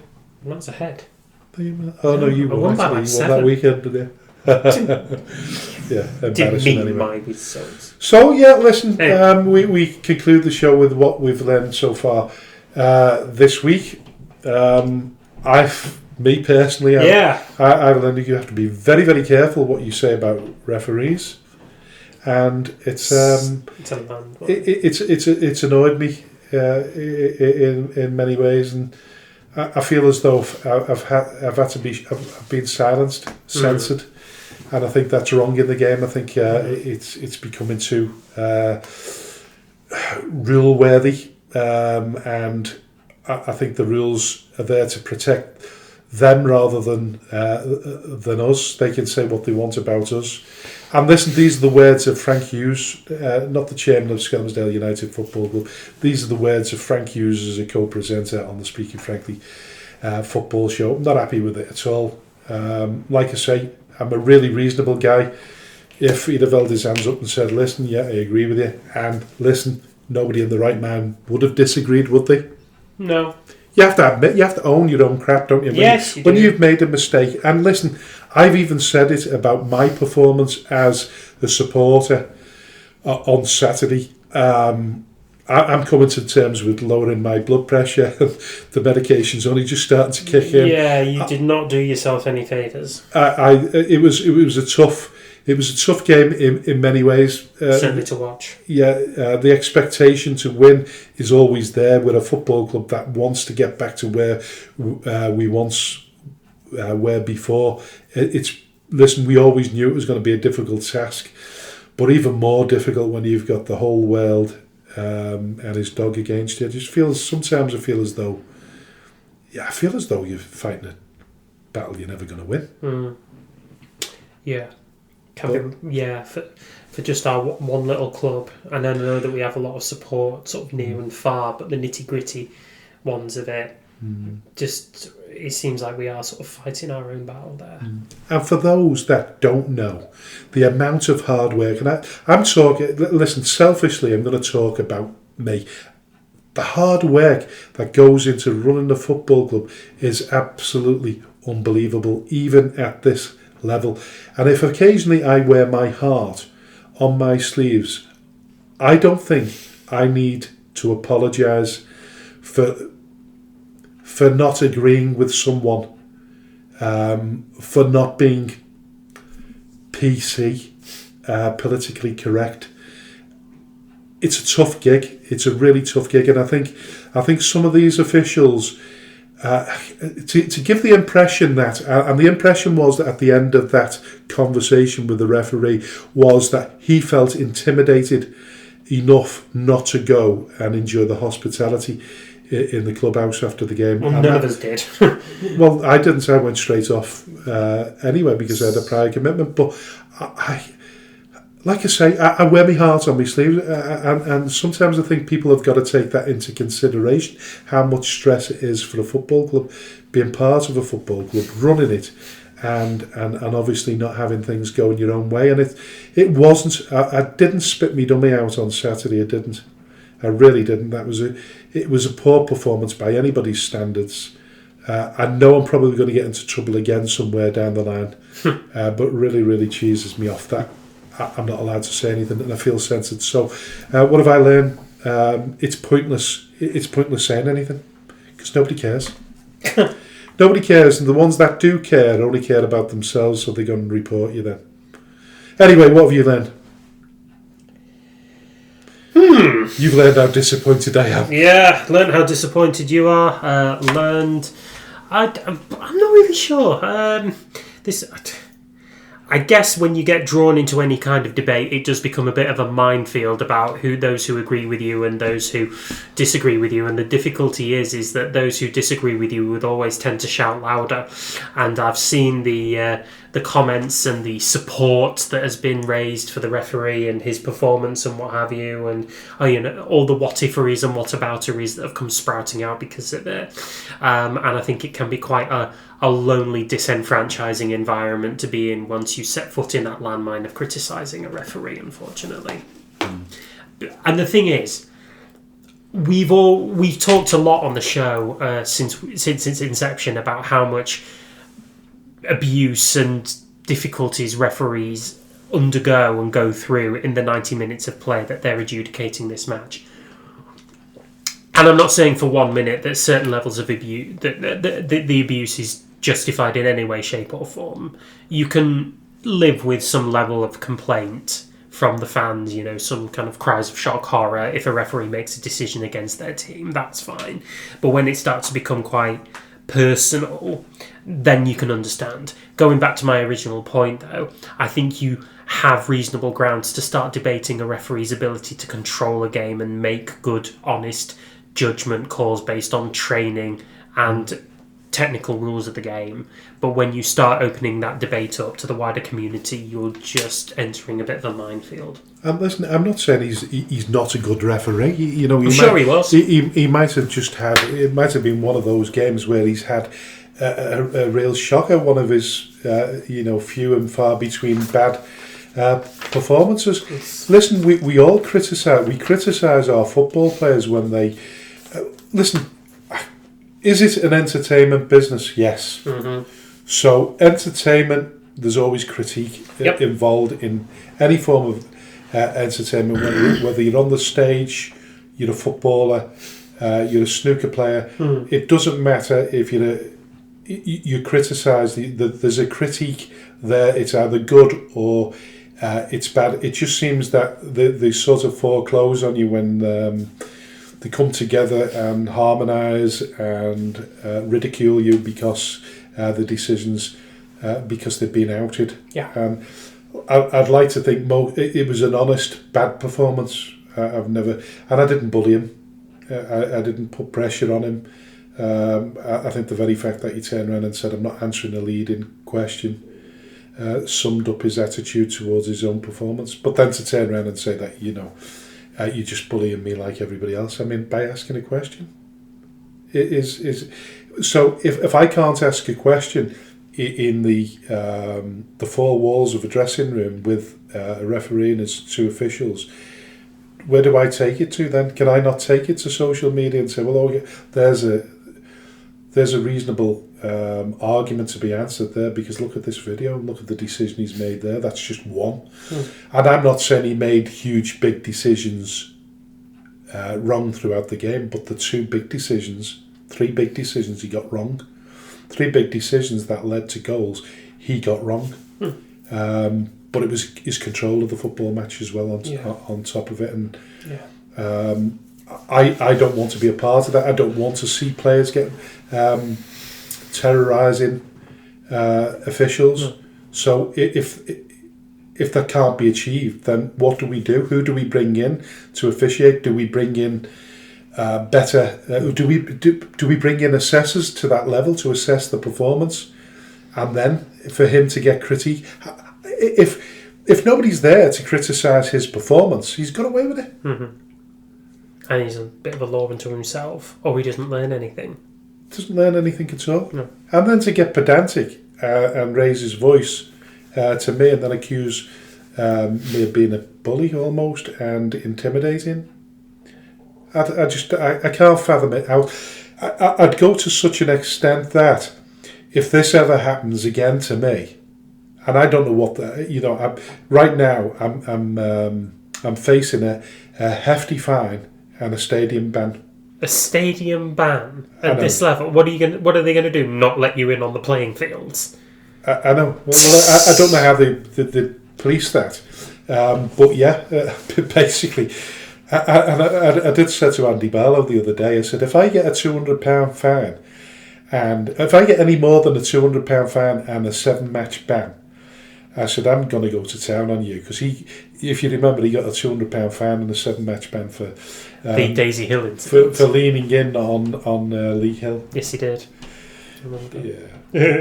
But yeah, I was going to say to you is that if this ever happens to me again, I think I'll seriously consider whether... being the custodian of a football club is my cup of tea any longer. I just it felt I came away from that, and as you know, I was going away to York for a bit of time off, a bit of relaxation and recreation. Were you fuming for the entire thing? Did you make it to York in about an hour and a half as you were driving so mad? Yeah, I was just so disillusioned by. Yeah. I'm so disillusioned, and there's been numerous things over the years that have upset me. I mean, it's not it won't be the first time that I've been hauled before the FA. I think one time was because a referee had noticed something. That I was a programme editor as well as chairman. My last stint at Skem, and I put something in that criticised referees. A referee spotted it. And I was hauled before the FA for that. I was just thinking, get a life. So anytime anybody reports anyone now, and I've got a feeling that I will not. It's my word against theirs, and I'm not going to win. That's where I feel now. That's how I feel now, and I think to myself, it's pointless exercising your opportunity to criticise on a public forum because you couldn't speak to them directly. And I know I'm rambling on, but listen, just cheesed up. But that's what I've learned. It's just I'm going to have to control me critique. I'll tell you what I will do. I'll control me critique on a match day basis, But this show won't shut me up. This show can't shut us up. No. That's why it's called the Speaking Frankly Football Show, for Christ's sake. So without further ado, I'll leave the final words to the dulcet tones of AJ. God, I've told him not to say that. This is where he's getting on his high horse about all of this. Anyway, you've been listening to the Speaking Frankly Football Show with him, Mr. Pedantic Hughes, and me, AJ the Jet, the Irritated. This show's available on various social media platforms like X and Facebook under the band term Speaking Frankly Football Show. We're available on the streaming services that are most conventional with podcasts like Amazon Music and Spotify. Please rate and review because we do thrive on your feedback. Please also subscribe so that you can know when a new episode of the Speaking Frankly Football Show has dropped. Apparently we're recording next Thursday, so I'm going to be here then doing that, and then we'll release it on Friday. Until then, thanks so much for listening.